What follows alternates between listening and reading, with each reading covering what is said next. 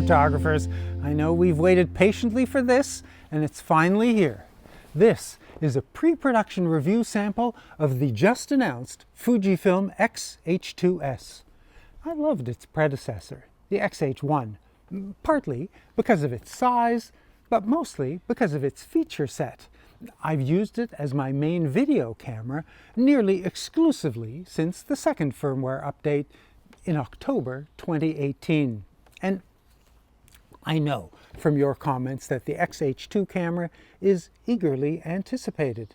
It should be available in July 2022. You'll hate the wait. And from a few days using it, it seems worth it. But honestly, I think that Fujifilm is making a mistake here. The front badge says S, no comment. The full name, X-H2S, is on the back. I don't usually comment on names. No matter how incomprehensible they are what they are. But today, I can't resist. This camera has the new 5th generation stacked backside illuminated X-Trans sensor. And the processor is the new 5th generation X-Speed chip. Now, if I was the product manager, I'd use the name to advertise those. So please indulge me if I call this the X-H5S. So far, I've used the X-H1 to record this video. Let's switch over to the X-H5S. Fujifilm did hint that there might be other X-H2 or 5 models, but no details were shared at my non-disclosure pre-release briefing. What they did say was that the X-H2S is the flagship model. Well, at least until another X-H2 variant is released. Fujifilm said nothing when I asked, but if you're asking me to predict, I think pirates will be happy. Arrgh. I will note that with some hubris, in some of the briefing slides, Fujifilm would like us to compare the X-H2S to the competition's full-frame flagships. In some operational aspects, and even functionality, that's fair. I'm going to resist the temptation.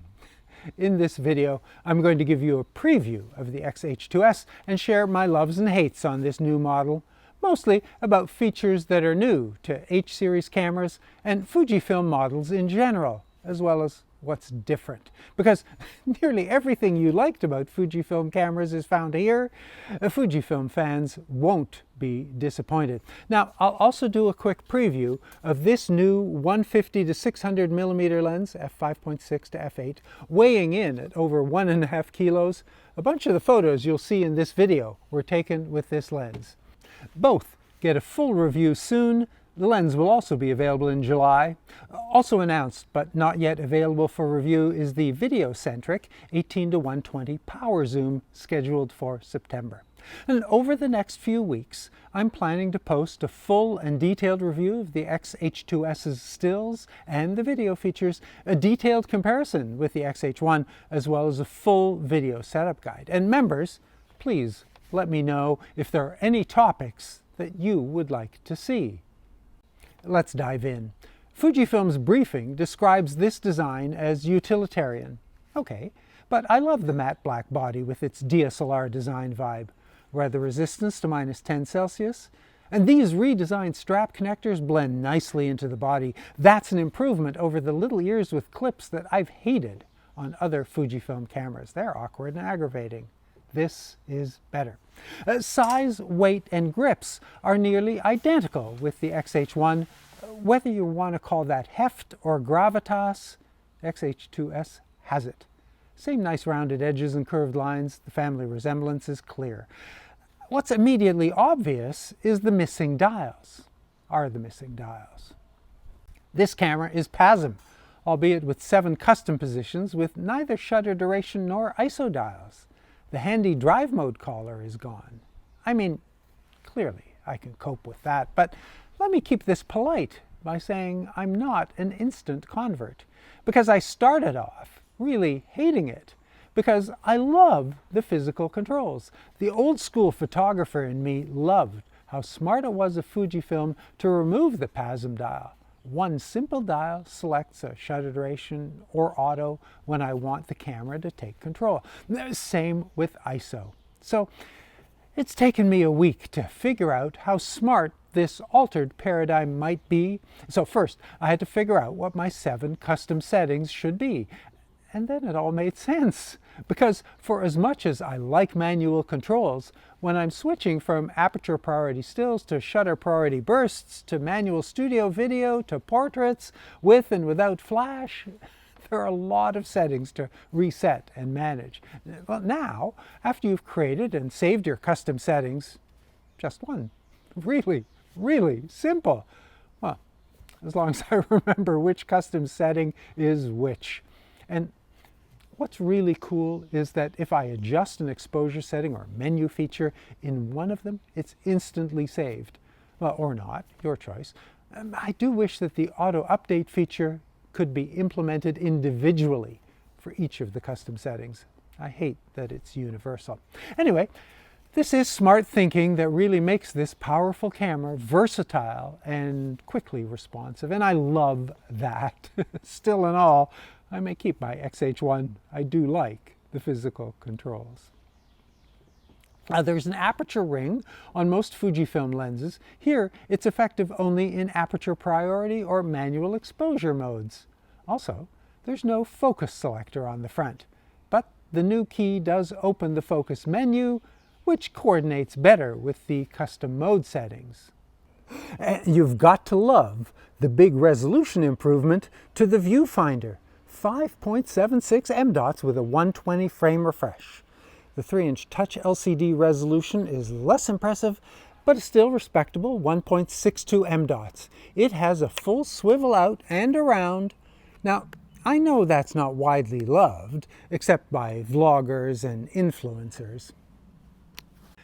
I haven't found the top side display very useful, but I do love that when the camera is off, it displays the battery status and the remaining card space for stills and video.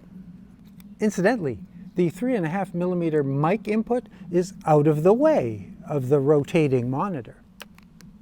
I love the full-size HDMI port and the included cable clamp, all most requested features. 3.5mm headphone and USB-C round out the left side. No latches on this side, so hate that prying some open is difficult. And I have opposable thumbs. On the right, the latched card door reveals 2 slots. One supports those fast CF Express B type cards, the other SD cards up to UHS 2 V90 type. For 40 frame burst and ProRes video, the X-H2S needs fast write speeds. Check Fujifilm's support pages for tested card types. One I had wasn't completely cooperative. Now, the latched battery compartment has the new W235 type battery, SEPA rated for 720 frames in eco mode. Yes, love that. The rest of the controls are fairly standard Fujifilm design and layout. D-pad and joystick. All operational controls, including menu, on the right side. 14 keys, including the video record and 2 on the front, can be customized. Playback on the left side. The 5th generation sensor doesn't increase stills resolution over the 26 megapixels of the previous generation, but I do love the improvement of readout speed, substantially reducing electronic shutter shear and rolling shutter. I'll demo that in the full review. Video resolution increases to 6K, the full sensor resolution at 30 frames, 4K at 120, HD at 240, well, 60 if you want audio. This video is recorded using ProRes 422, standard profile, 4K, 30 frames, 10-bit, 422 color sampling.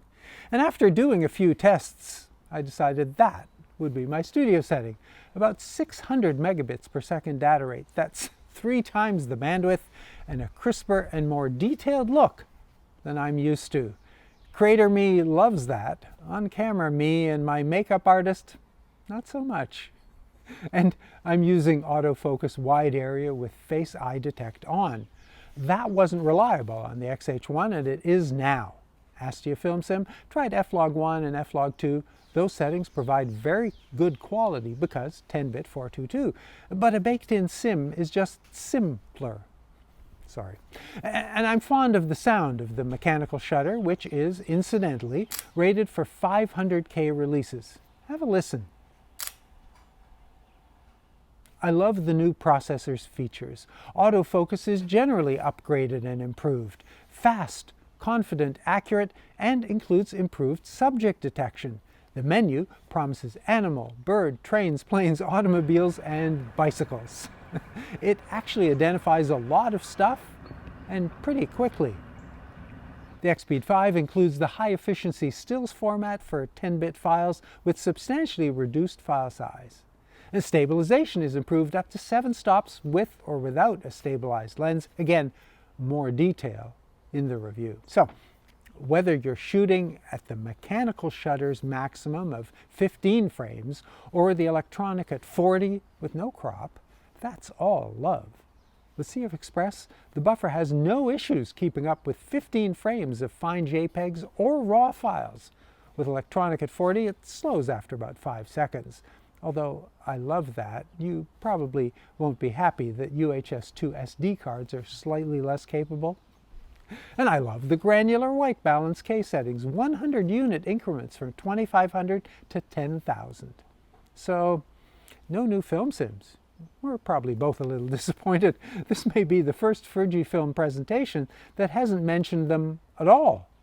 New sims are usually the icing on a Fujifilm release cake.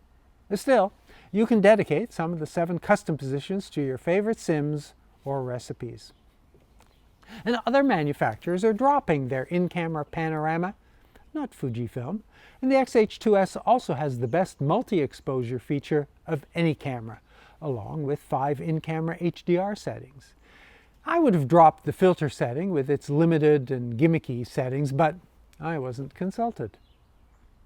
Here's what I love about the video features. With or without the battery grip, there's no recording limit. That leaves card space as the limitation. And then this is 6K resolution with a 3:2 aspect. That means the full sensor readout, 6240 by 4160, leaving you the option to resize, downsample, or crop to the aspect you want. 3 ProRes profiles can be recorded internally, although that requires CF Express B-type cards. ProRes can be demanding, so there's a setting to record smaller proxy files for editing. For SD cards, H.265 and H.264, both all-intra and long-GOP variants, data rates up to 720 megabits, and 10-bit with 422 color sampling, but not with H.264. F-Log2 is added, promising 14-plus stops of range. I like that, but I'm not sure about its minimum ISO of 1250. More testing. HDMI output offers RAW, both Blackmagic and Adamus variants. That requires a Ninja V+, which I don't have.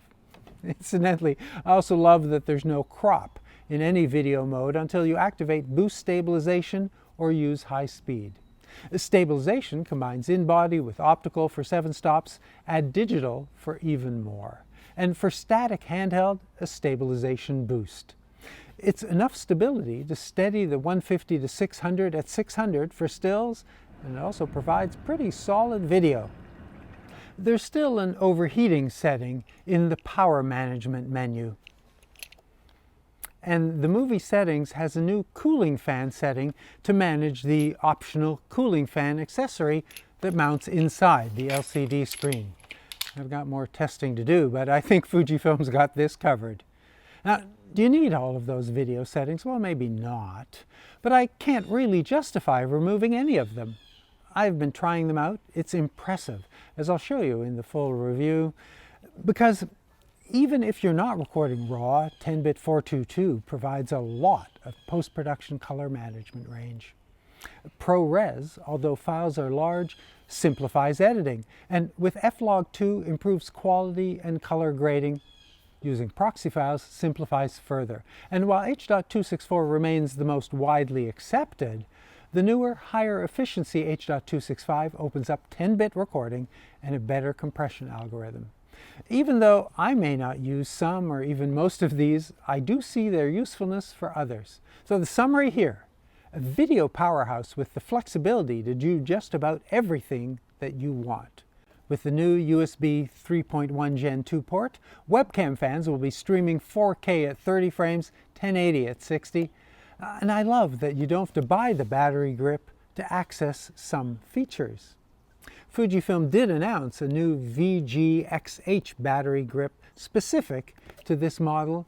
With 3 batteries total, that takes you to 1,750 frames. The grip's battery compartment has a storage slot for the camera's connector, but where does the cap from the grip go? Also announced, the FT-XH grip adapter supporting file transfer for Ethernet and wireless up to 170 megabits transfer speeds, and including USB-C mobile phone tethering. Now, they didn't provide a lot of detail, but the network grip also supports multicam recording up to 6 cameras. I look forward to reviewing that. And finally, it's not a Fujifilm product, but Tascam has a 4-channel XLR adapter powered by the flash shoe on the X-H2S. It also works with the X-S10. I'll try to get a review unit, but I don't really like the idea of dragging XLR cables back to the camera and dangling them off the top of it. My take: you can do better for less, like Tascam's DR70D, which records internally and has a camera-level output if you need it for sync. Those are the highlights. Best-in-class APS-C stills and video that has no peer. Yes, I love to nitpick, but I can't think of any reason not to give this camera my wholehearted endorsement. This is headed for the Best of 2022 list. Watch out for other X-H5 models, even if they call them X-H2s. Fujifilm Camera has been very kind and gracious in providing NDA pre-release briefings, lending me cameras and lenses for this and other reviews. They have not paid me, told me what to say, or reviewed anything before I posted this video. And I'm not trying to please them. I'm working to please you. And my sponsors are those of you who've decided to support this channel by becoming members. Thanks to you, there are no ads, neither ones that I read or YouTube interruptions. I'm very thankful to my members. However, I don't post any content exclusively for members, and I do reply to all relevant questions and civil comments. That's it for today. Thanks for watching. Stay safe.